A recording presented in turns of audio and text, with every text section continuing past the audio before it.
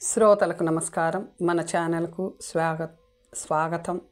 కథ బొడ్రాయి. రచన భూపాల్ గారు.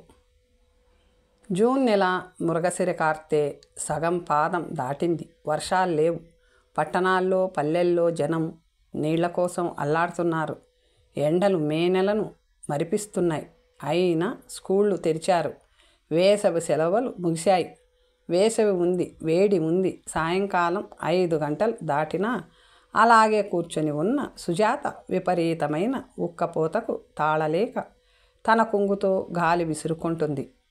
బడి ఆవరణ అంతా మైదానంలా ఉంది. ఉండి ఉండి వీచే వడగాలి చెంపలు చరిచేస్తుంది.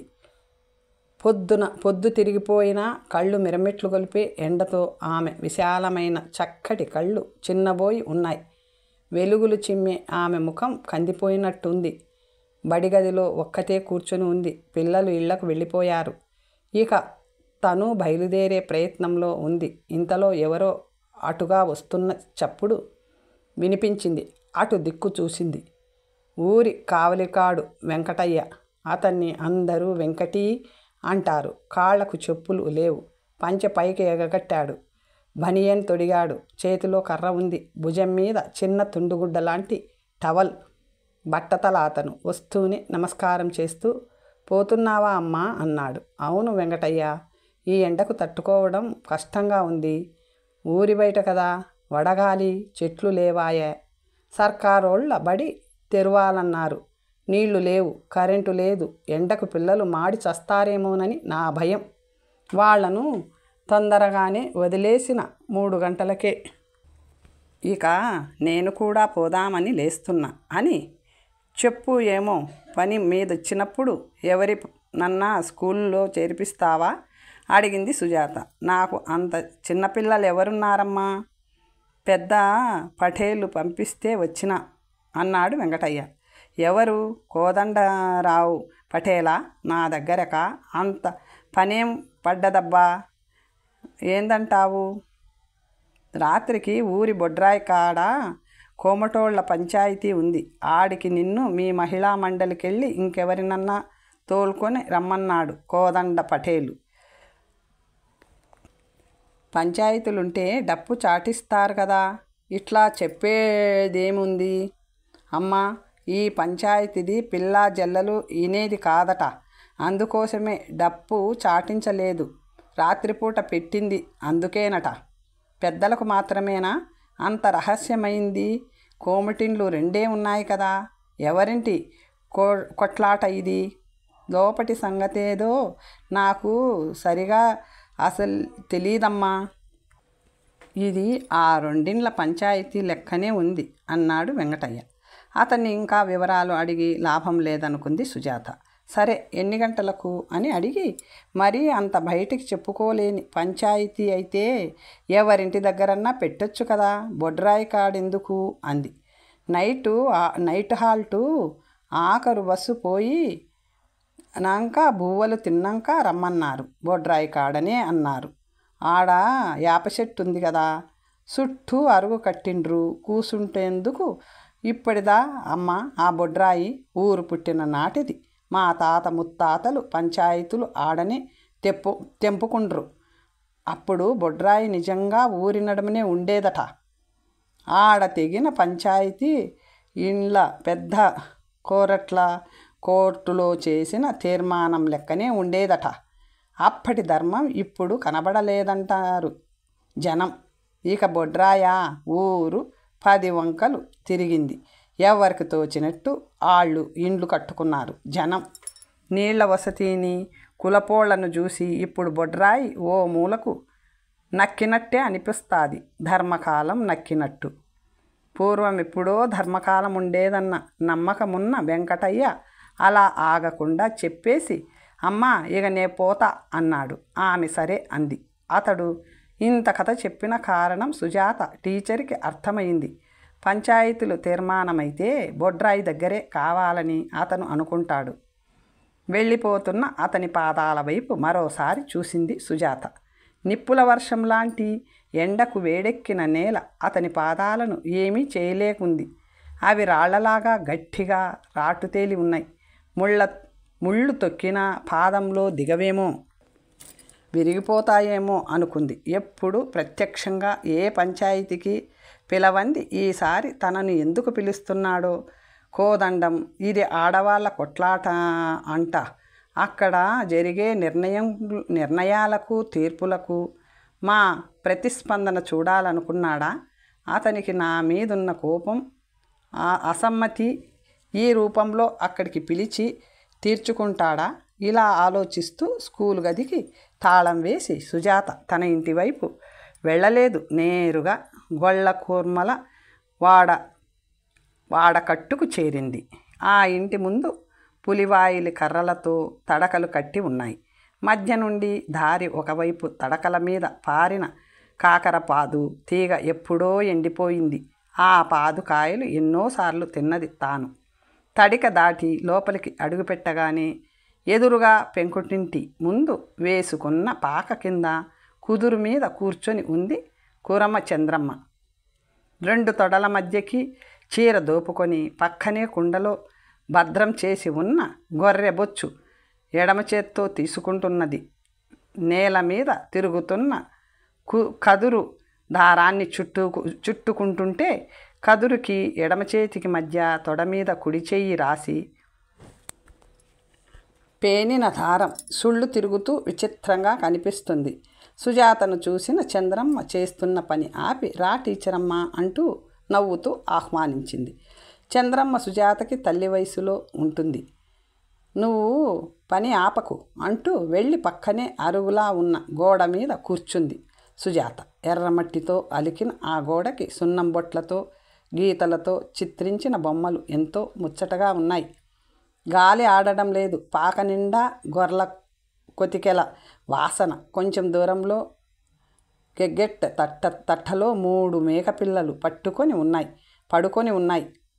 టీచరు దిక్కే చూస్తున్నాయి. ఎంతో అందంగా సోయగంగా ఉట్టిపడుతున్న వాటిని చేతుల్లోకి తీసుకోవాలనిపిస్తుంది ఆమెకు. చంద్రమ్మ మేకపిల్లలు ఎంత బాగున్నాయో, ఎత్తుకోవాలనిపిస్తుంది అంది. చంద్రమ్మ నవ్వి మేకపాలున్నాయి, చాయ్ చేయనా, తాగుతావా టీచరమ్మ అంది. టీ తాగాలనే ఉంది, కానీ మేకపాలు నాకు పడవు, ఇంకా కొంచెం వాసనగా ఉంటాయి కదా. ఇప్పుడు ఆ ప్రయత్నం ఏమీ వద్దు కానీ కావలి వెంకటయ్య నీ దగ్గరికి వచ్చి ఏమన్నా చెప్పిండా అని అడిగింది. ఏం రాలేదు, బడికాడికొచ్చినాడు. అవును, ఇంతకు ముందే రాత్రికి ఏదో పంచాయతీ చేస్తారట. ఆడికి మనల్ని రమ్మని కోదండం పటేలు కబురు చేసిండు. ఆ కొట్లాట సంగతి నీకేమన్నా తెలుసా? నేను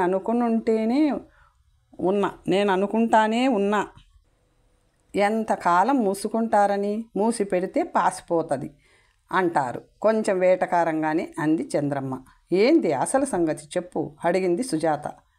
ఈ ఊరికి తూర్పు నుండే జానకమ్మ బిడ్డ పద్మ ఆ పిల్లను ఈ వాడకట్టు దగ్గరున్న కోటిలింగం కొడుకు ఇచ్చి పెళ్లి చేసిండ్రు.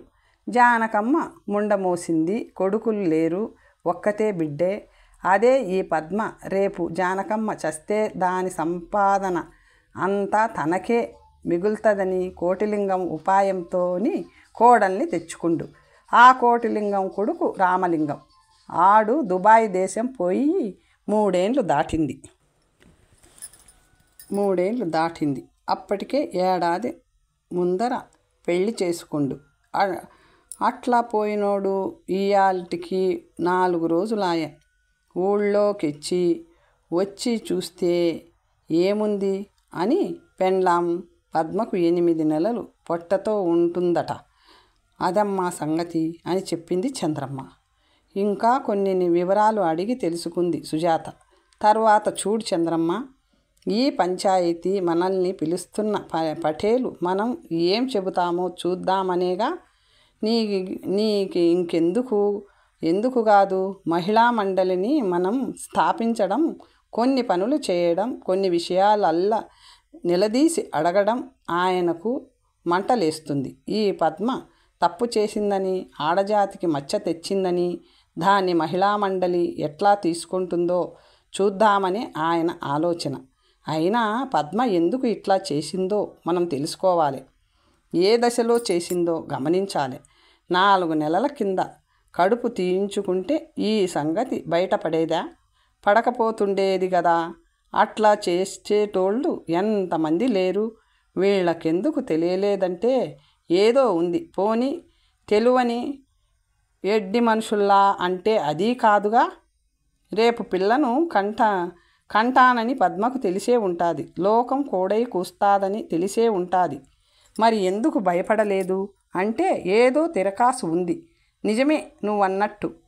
మూసిపెట్టాలనే పెట్టిందా, ఇంకా దాచుకోవాలనే ఉందా? మనం కనుక్కోవాలి. ఒకరి మీద నింద వేసే ముందు ఎందుకు అట్లా జరిగిందో చూడకపోతే మనం కూడా తప్పు లెక్కేసుకుంటాం. నువ్వు చెప్పిన ముచ్చట బట్టి చూస్తే పద్మ అత్తగారిని కూడా చాలా తప్పులుండాలని అనిపిస్తుంది అంది. అప్పటికే చీకటి పడింది. మాట్లాడుతూనే తను చేసే పని ఆపి ఇల్లు ఊడ్చింది, కుండలు కడిగింది, దీపం పెట్టింది. చంద్రమ్మ కూర్చున్న చోటి నుంచి లేస్తూ ఇక పొయ్యేస్తా, వండుకోవాలి అంది సుజాత. ఇప్పుడు పొయ్యి వంట చేసుకొని తిని ఎప్పుడొస్తావు టీచరమ్మా? ఈడనే తిను. ఇన్ని బియ్యం పొయ్యి మీద పెడతా. సద్దలు కూడా దంచి పెట్టా. అట్లనే వండమంటే వండుతా. గోధుమ పిండి లేదు కానీ జొన్న పిండి ఉంది. రొట్టె చేయమంటే చేస్తా అంది చంద్రమ్మ.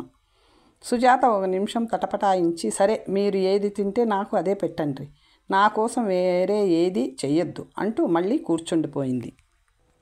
తేలికగా ప్రజల్లో పల్లెవాసులతో కలిసిపోయే తత్వమున్న సుజాత టీచర్ అంటే ఆ ఊళ్ళో అందరికీ ఎంతో గౌరవం ఉంది. జనం అభిమానిస్తారు. పట్నం నుంచి బడిపిల్లలకు చదువు చెప్పే పంతులమ్మగా 2 సంవత్సరాల క్రితం ఈమె ఈ ఊరికొచ్చింది. ఆ వచ్చిన రోజున ఎలా ఉందో ఇప్పుడు అలాగే ఉంది. అందమైన ఆమె ఆకారం చెదరలేదు, మాట తీరు మారలేదు, ఉత్సాహం తగ్గలేదు, మందహాసం మాయలేదు, చూటితనం తప్పలేదు. ఊరికొచ్చిన నాడే బడికి ఫర్లాంగు దూరమున్న తెనుగోళ్ల ఇంట్లో ఒక గది అద్దెకిమ్మని అడిగింది. వద్దన్నా ఇప్పటికీ నెలకు 50 రూపాయలు అద్దె చెల్లిస్తుంది. ఒక్కతే వండుకొని తింటుంది. స్కూలే కాక రాత్రిళ్ళు పెద్దవాళ్లకు చదువు చెబుతుంది. అందరి మంచి చెడు ఆలోచిస్తూ ఎవరికి ఏ ఆపద వచ్చినా వెళ్ళి చూస్తుంది. ఆమె కాళ్లకు మెట్టెలున్నాయి. మెడలో మంగళసూత్రం పసుపు తాడుకి ఉంటుంది. పిల్లా జల్లా ఎవరు ఉన్నట్టు లేరు. 10-15 రోజులకొకమారో లేక నెల రోజులకొకసారో ఒక యువకుడు వచ్చి 2 రోజులుండి వెళ్ళిపోతాడు. అతను ఏదో ఆఫీసులో ఉద్యోగం చేస్తాడని చెబుతుంది సుజాత. అతను ఎవరితో ఎక్కువగా మాట్లాడడు. పలకరిస్తే నవ్వుతూ ప్రేమగా మాట్లాడతాడు, లేదా ఎప్పుడు ఏవో పుస్తకాలు చదువుతూ రాసుకుంటూ కూర్చుంటాడు. సుజాత టీచర్ తల్లి 3 నెలల కన్నా ఎక్కువ రోజులు కూతుర్ని చూడక ఉండదు. ఆమె వస్తే పచ్చళ్ళు, పసుపు, ఆవకుండా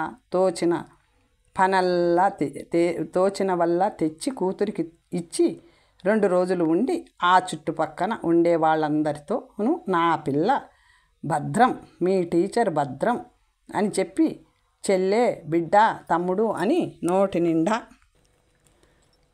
పలకరించి వెళ్ళిపోతుంది. వచ్చిన కొత్తలో కొన్ని రోజుల వరకు పల్లె ప్రజలు సుజాతని కూడా అసలా సంగతేది అని గమనించారు. నమ్మకం కుదిరే వరకు చనువుగా వెళ్ళలేదు. తర్వాత ఆమె ఎంత మంచి మనిషో అందరికీ తెలిసింది. ఊళ్ళో అన్ని కులాల వాళ్ళు ఆమెకు అన్నదమ్ములు, పెద్దయ్య చిన్నయ్యలే.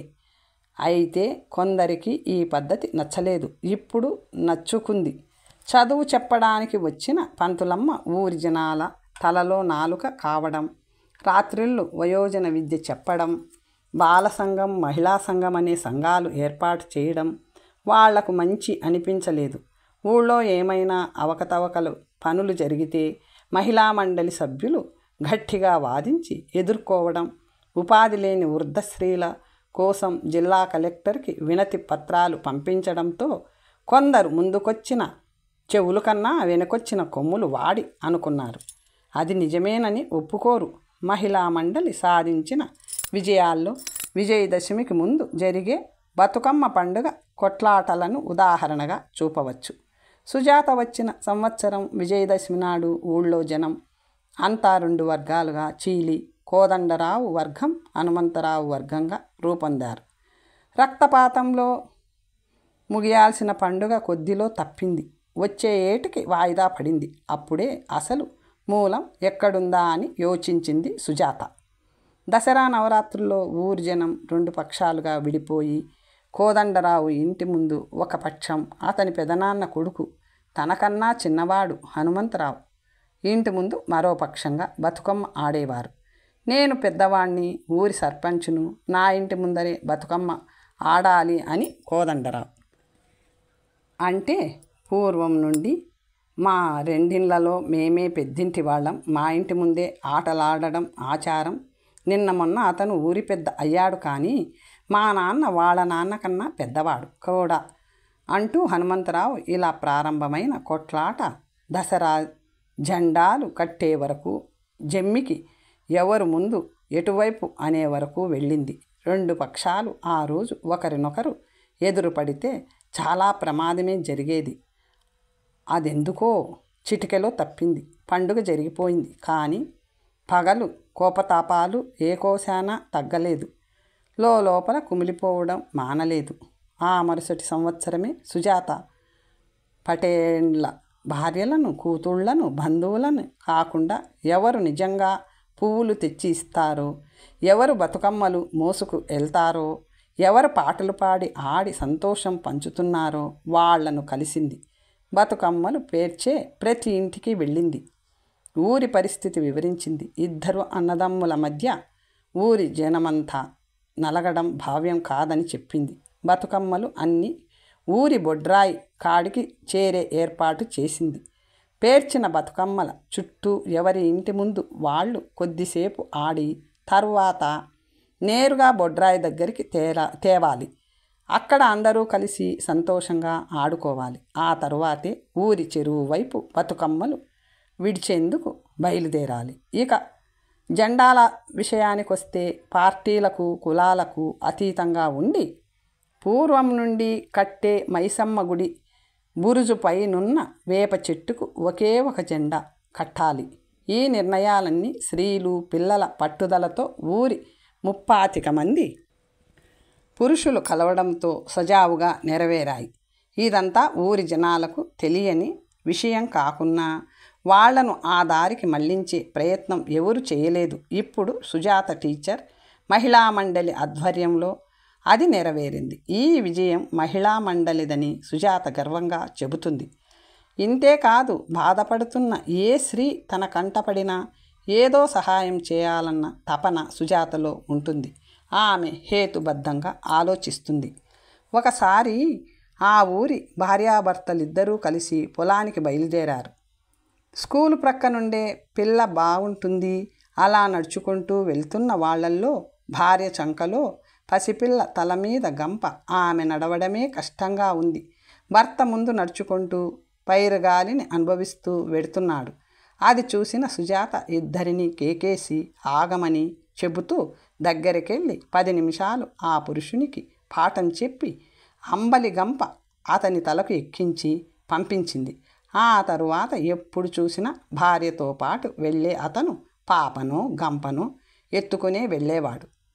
ఇలా చెప్పాలంటే చీకటి పడితే చాలు తప్పతాగి పెళ్ళాలను తన్నే భర్తలు ఇళ్లకు మహిళా మండలి సభ్యులతో వెళ్ళి ఆ తాగుబోతులను గట్టిగా మందలించి మరోసారి ఆడకూతురు మీద చేయి చేసుకుంటే ఇంట్లో వండడం వార్చడం ఉండదని చెప్పి వచ్చేది.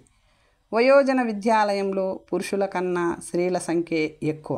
అక్కడ చదువే కాదు, ప్రపంచం నడత గురించి, సమాజం మనుగడ గురించి అందరూ తెలుసుకుంటారు. పొలాల్లో పురుషులతో సమానంగా పనిచేసి ఇంటికొచ్చాక మళ్ళీ ఈ వంట పనులు, ఇంటి పనులు, పిల్లల్ని కడుపులో మోసి పెంచి పెద్ద చేసి అదనపు పనులు, ఇవన్నీ స్త్రీని ఎంత కృంగదీస్తున్నాయో అర్థం చేయిస్తుంది సుజాత. కష్టాలకంతా స్త్రీలు, సుఖాలకంతా పురుషులేనా ఈ సమాజంలో? అట్లాంటప్పుడు కొడితే తిడితే ఎందుకు పడతావు? ఇంకా తల్లిగారింటి నుండి ఏదో రూపంలో డబ్బు తెమ్మంటే ఎందుకు తెస్తావు? ఆలోచించు, అన్నీ నీకు తెలుసు. ఈ ఓపిక, సహనం, అమాయకత్వం, ఏదో పోనీలే అనే తత్వం మారే వరకు మనంగా మిగలం. అందుకే మనం మారాలి. మనం కూడా మనుషులం అనుకోవాలి, ఆలోచించాలి. ఇలా సుజాత చెప్పే ప్రతి మాటలో ఏదో సందేశం, సూచన, జీవితం మీద ఆశ, ప్రేమ వాళ్లకు కలుగుతుంది. చంద్రమ్మ ఇంట్లో అన్నం తిన్నాక సుజాత, చంద్రమ్మ కలిసి ముందు జానకమ్మ ఇంటికి వెళ్ళారు. జానకమ్మ కూర్చోమంది. పద్మ మాత్రం వీళ్ళని చూసి చాలా మూభావంగా ఉంది.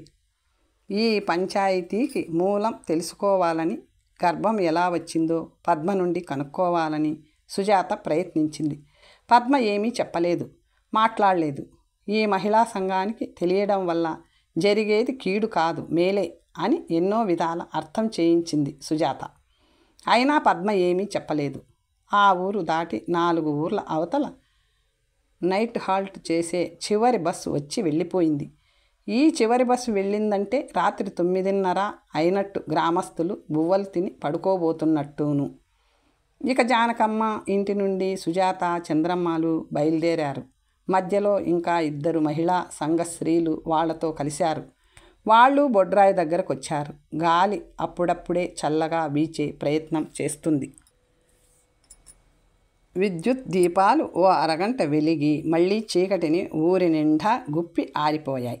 బొడ్రాయి వద్ద శాఖోపశాఖలతో బాగా పరుచుకున్న వేప చెట్టు, చెయ్యి పైకి చేస్తే అందేంత కిందకున్న కొమ్మలు, కదలక అనుమానపడుతున్న ఆకులు, రెమ్మలు, దట్టమైన ఆ చెట్టు కింద చీకటి ఇంకా చిక్కగా ఉంది. చెట్టుకు తూర్పు దిక్కు 1/2 ఎకరం భూమి, అవతల దక్షిణం వైపు ముఖం చేసి నిలుచున్న వీరాంజనేయుల గుడి. ఆ గుడిలో దీపం ఎప్పుడూ వెలగదు. దీపానికి దాపు లేదు కనుక పంచాయతీలున్న ప్రతిసారి గుడి గురించి, గుడిని బాగు చేసే కార్యక్రమం గురించి ప్రస్తావన వస్తుంది. బాగు చేయించి నిర్ణయాలు తీసుకుంటారు, అంతే. బరువు మోసే భక్తుడు ఉండాలి కదా. ఆ గుడికి ఎదురుగా ధ్వజస్తంభం. ధ్వజస్తంభానికి 10 అడుగుల దూరంలో మరో రాతి స్తంభం, ఎత్తుగా, దృఢంగా. పూర్వం ఎప్పుడో అది దీపస్తంభం. ఆ స్తంభం పైన నల్లరాతితో చక్కని గూడు చెక్కబడి ఉంది. ఆ గూటికి 4 వైపులా చిన్న చిన్న ద్వారబంధాలు ముచ్చటగా శిల్ప సౌందర్యంతో కనిపిస్తున్నాయి. ఆ దీపస్తంభం ఉపయోగం ఇప్పుడు లేదు. ఉన్నా ఆ మాత్రం వెలుతురులో ఈ కాలం జనం సర్దుకుపోరు. అందుకే అక్కడ పంచాయతీ దగ్గర సుమారు 1/2 డజన్ లాంతర్లు పెట్టారు.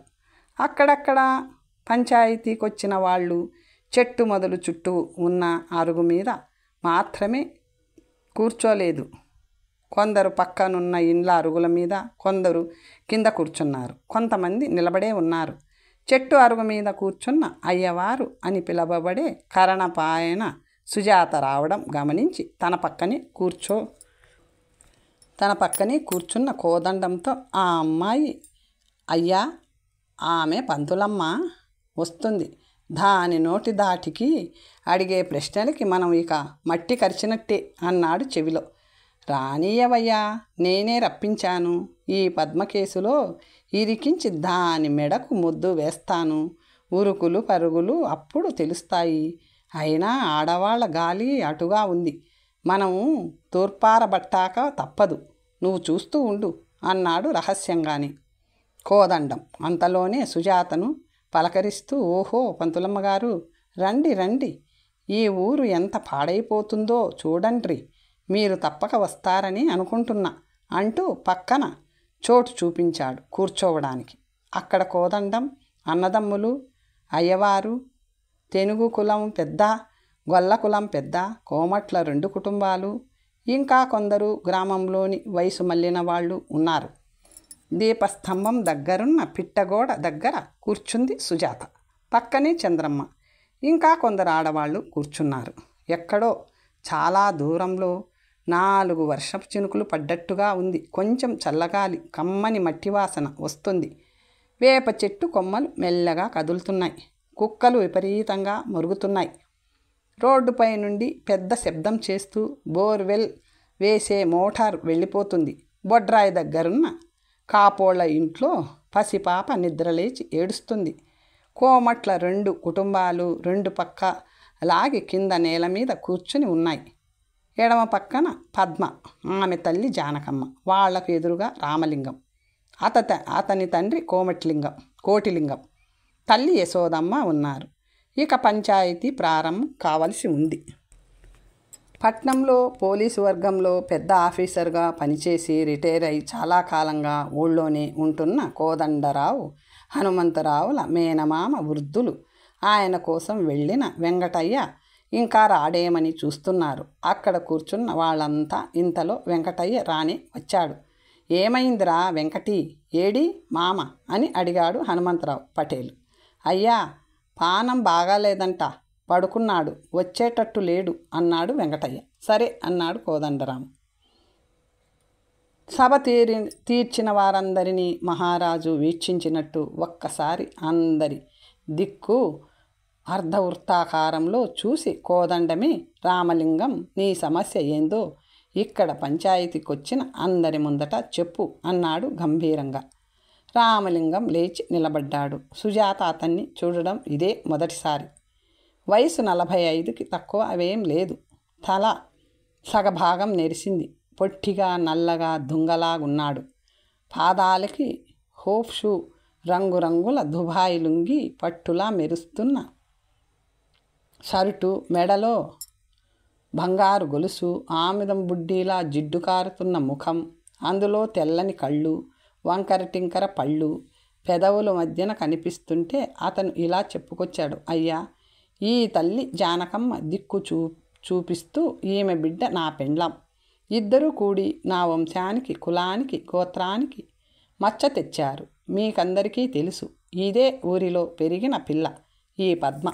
నేను 4 ఏండ్ల కింద పెళ్లి చేసుకున్న. 1 ఏడాది ఈమెతోటి సంసారం చేసినాక నేను బతుకు తెరువు కోసం ఊరు విడిచి దేశం కాని దేశం పోయిన. అక్కడ 3 ఏండ్లు ఉండిన. 4 రోజుల కిందటనే వచ్చిన. నేను రాగానే తెలిసిందేమంటే పద్మ గర్భవతి అని. ఇప్పుడు ఈమెకు పొద్దులని అయితే కడుపెట్లా అయిందో చెప్పమని నేను తిట్టి నిలదీసి అడిగితే నేనే కారణం అంటుంది. నీతోటే అంటుంది. నేను ఈ దేశంలోనే లేను. నాతోటి ఈమెకు గర్భం ఎట్లా వచ్చిందో మీరే అడుగుండ్రి. నన్ను ఏం చేయమంటారో మీరే చెప్పండ్రి. చేతులు జోడించి చెప్పి ముగించాడు. కోదండం అంతా విని అందరి దిక్కు విన్నారా అన్నట్టు చూసి పద్మ తల్లి జానకమ్మతో, ఏమమ్మా, నీ అల్లుడు నీ బిడ్డ మీద నేరం మోపిండు. నీ బిడ్డ పాపం చేస్తే అందుట్లా నీకు భాగముంటుంది. మీ అల్లునికి నువ్వేం సమాధానం చెప్తావు అన్నాడు. జానకమ్మ శరీరం తెల్ల గోధుమ వర్ణం, తల నెరిసిన నిండుదనం తగ్గలేదు. వృద్ధాప్య ఛాయలు ఇప్పుడిప్పుడే చోటు చేసుకుంటున్నాయి. ఆమె లేచి నిలబడి, పటేలా, ఉన్న ఊర్లోనే పిల్లనిచ్చిన పెళ్ళి నాడు వాళ్ళు అడిగినన్ని పెట్టుపోతలు పెట్టిన 3 ఏండ్ల అర్థం నా పిల్ల ముఖం నన్ను చూడనీయలేదు.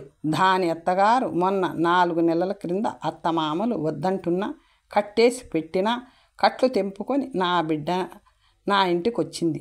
అది అక్కడ బాధలు పడుతుంటే ఇవి నేను కంటికి పుట్టెడు ఏడ్చిన. పెద్దలకు చెప్పుకున్న బాధలు మనుషులకు గాక మానులకొస్తాయా అన్నారు. అప్పటి సంధి నేను తిన్నట్టే దానికి కుండలో కలిగిన ఇంత బువ్వ పెడుతున్నా. అంతేగాని నాకు ఇంకే సంగతి తెలియదు. ఇప్పుడు నా పిల్లకు పొద్దులే అయితే 4 నెలలకే పొద్దులు రావు కదా. ఏమన్నా జరిగితే దాని అత్తమామలకు తెలిసే జరిగి ఉండాలి. నాకైతే తెలియదు. మీరు వాళ్ళనే అడుగుండ్రి. అది తప్పే చేస్తే చేసిందని తెలిస్తే ఇడిసిపెట్టు సుమండ్రి అంది. తప్పే చేస్తే ఎట్లా చేసిందో తెలవాలే కదా. ఇది ఊరు అడవి కాదు. ఇడిసిపెట్టేది లేంది. దాని అత్తగారి మీదుంటుంది కానీ ఒక ఇంటికిచ్చినా నీ మాట నెగ్గదు. అది వాళ్ళిష్టం అని. అబ్బా, నీ తెలివికి మెచ్చుకోవాలే జానకమ్మ. చాలా హుషారు చూపించే ప్రయత్నం చెయ్యకు. నీ బిడ్డది తప్పే కాదు. దాని అత్తమామల్నే అడగమంటావు. నీ ఇంట్లోనే ఇప్పుడుంది కదా, రోజు దాని కడుపు నీకు అనిపిస్తుంటే పెనిమిటి లేందే అదెట్లా పెరుగుతుంది, ఏంది కథ అని ఒక్కసారన్నా నీ బిడ్డను అడగలేదా అన్నాడు అయ్యవారు. అయ్యా, నా అల్లుడు బయటి దేశంలో పోయినట్టు నాకు తెలిస్తే కదా ఆయన లేదనుకునేది. అయితే నా బిడ్డే అత్తగారింట్లా ఎన్ని కష్టాలు పడ్డదో ఆ కష్టాలల్లా నేను భాగం పంచుకోలేదు. 4 నెలల కింద నా ఇంటికొచ్చిన నాటి నుండి అది నెత్తి నొప్పి అన్నా, కడుపు నొప్పి అన్నా, కాలు నొచ్చినా తల్లిగా అడిగి బాధ తీర్చేదాన్ని. కానీ దానికి ఈడ ఏ బాధ లేదు. అలాంటప్పుడు అదేంది ఇదేందని నేనెందుకు అడగాలి? దాని సుఖమే నా సుఖం. కడుపైతే అయిందేమో, రేపు పిల్లను కని తల్లి లెక్క సుఖపడుతుంది. నన్ను మీరందరూ ఏమనుకున్నా సరే, ఇక పరువు మర్యాద అంటారా నాకు ఏం లేవు. బుక్కెడు బువ్వ కోసం, నా ఒక్క జీవి కోసం ఏదో చిల్లర దుకాణం పెట్టుకొని బతుకుతున్నా. అది కూడా లేదన్నాడు. నాకు తిండి పెట్టి సాగే దాతలుంటే అప్పుడు పరువు మర్యాదల కోసం చూస్తా. అయినా ఒకరి బతుక్కు నేను కర్తను కాను. అది చిన్నపిల్ల కాదు, దానిష్టం. నేనైతే దాని కడుపులో కాసే కాయ దాని అత్తగారింటి చెట్టుదే అనుకుంటున్నా. మరి ఈ పంచాయతీ ఎందుకు పెట్టినట్టు అంటే నా సొత్తు అబ్బలేదని, నేను నాకున్నదంతా ఆళ్ల అరిశాడన కొట్టకపోతినని. అబ్బా, ఇందిరాగాంధీని మించిన తెలివి నీకుంది జానకమ్మ. ఇప్పుడు నిన్ను ఏమడిగినా లాభం లేదు అయితే అని కోదండం అంటుండగానే మధ్యలో రామలింగం తండ్రి కోటిలింగం అందుకొని, పెద్ద పటేలా చూసిండ్రా దాని జాతి గుణం. దాని బిడ్డను 4 నెలల కిందనే ఇట్లా కోటిళ్ళ వేసి తగులబెట్టేస్తే పీడ పయ్యేది. భూప్రపంచం ఎక్కడన్నా పెనిమిటి లేందే పిల్లలు పుడతారా? మా ఓడు కానని దేశాలుంటే దీని కడుపెట్లా అయ్యే. ఈమె తల్లిగారు అడుగొద్దు తల్లి పిల్ల మా ముఖాలు నల్లగా చేసిండ్రు. మేం తలెత్తుకొని ఈ ఊర్లో ఎట్లా బతకాలే అన్నాడు మనిషి నిలువునా వణికిపోతూ. కోటిలింగం భార్య యశోదమ్మ, మేం దాన్ని బాధలు పెట్టినామట. దేశంలో లేని బాధలు పెట్టినామా? ఎవరైనా బుద్ధులు చెప్పుకోరా? ఇట్లా పనులెట్లా చెయ్యాలో చెప్పుకోరా? ఇదేమో బ్రహ్మసోద్యమాయే అని చేతులు ఊపుతూ గట్టిగా అంది. ఓ ముసలమ్మ, నువ్వుండు, లొల్లి పెట్టకు, ఇక్కడ మేమున్నాం కదా, అన్నీ అడుగుతాం అన్నాడు హనుమంతు పటేలు. అంతలో తెనుగు కులస్థుడు పెద్ద యాదయ్య కలుగజేసుకొని, పాతవి తోడుకుంటే బోకులే బయటపడతాయి, మనను మళ్ళా మాట్లాడనీయకుండా జవాబు చెప్పింది జానకమ్మ. ఇంకా అదంతా కాదు, ఉన్న విషయం ఉన్నట్టు ఆ పిల్లదాన్నే అడుగుదాం, ఆమె ఏం చేస్తాదో తెలుస్తుంది కదా అన్నాడు దగ్గుతూ. జనంలో గుసగుసలు మొదలయ్యాయి.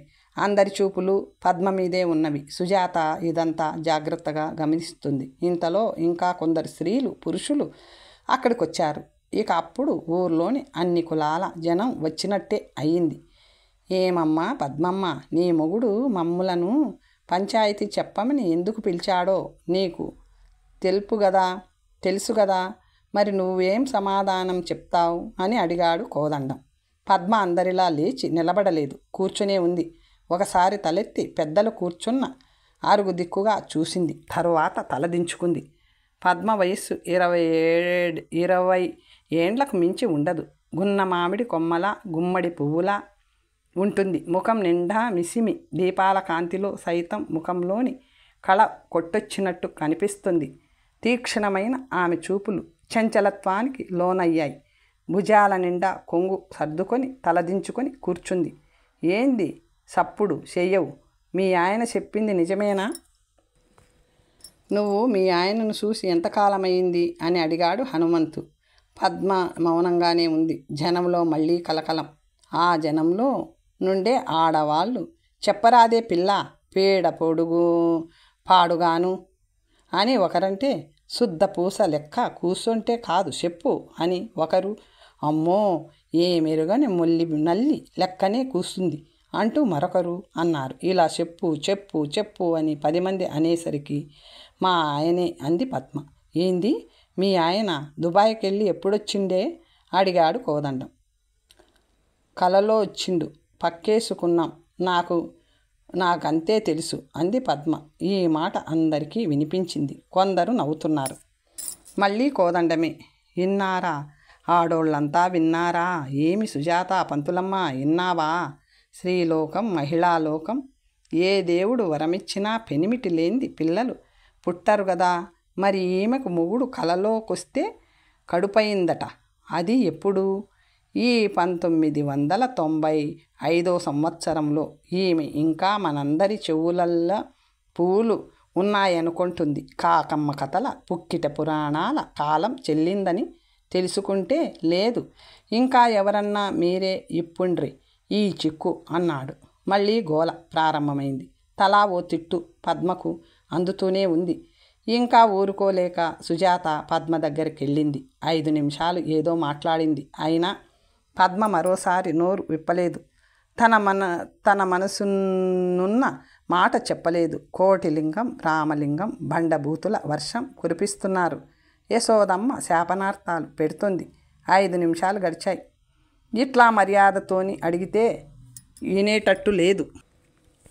ఆ స్తంభానికి రెక్కలిరగదీసి కట్టి 4 అంటించాలి అన్నాడు హనుమంతు. అతని పక్కన కూర్చున్న పెద్దలు వంతపాడి అవునవును అన్నారు.